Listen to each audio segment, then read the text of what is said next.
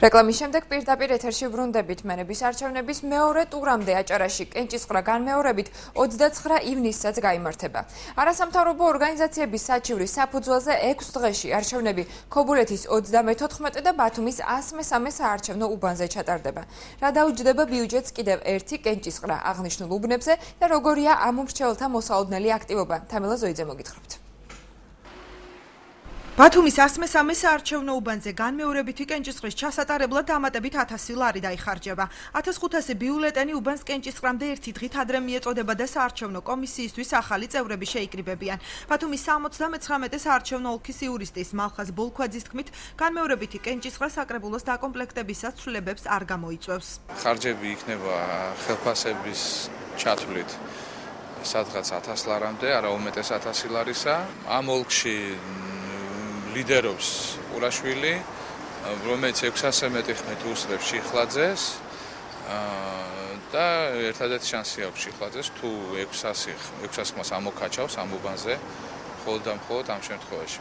თუმცა აი ეს გაუქმებული კენჭისყრა რომელიც იყო 15-ში მოვიდა 428 ამორჩეველი, ამიტომ დიდ აქტივობას არ ველოდებით. 79 ოლქის იურისტისგან განსხვავებით განმეორებით კენჭისყრაზე ამ მომრჩეველთა აქტიურობას ელოდება ქობულეთის 91 ოლქის თავმჯდომარე. 103 უბნის მსგავსად განმეორებითი კენჭისყრა ქობულეთში 34 საარჩევნო უბანზე ჩატარდება და დამატებით 1000 ლარი დაიხარჯება.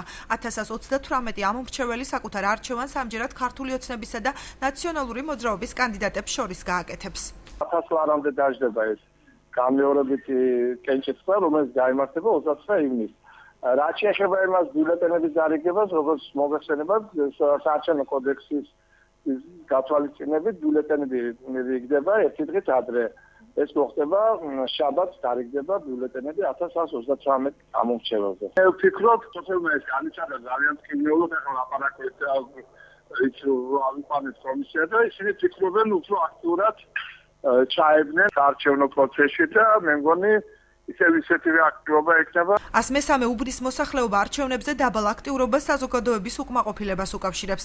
ის ვინც პირველ კენჭისყრაზე არ მივიდა, არც განმეორებით კენჭისყრაზე აპირებს საკუთარი არჩევანის დაფიქსირებას.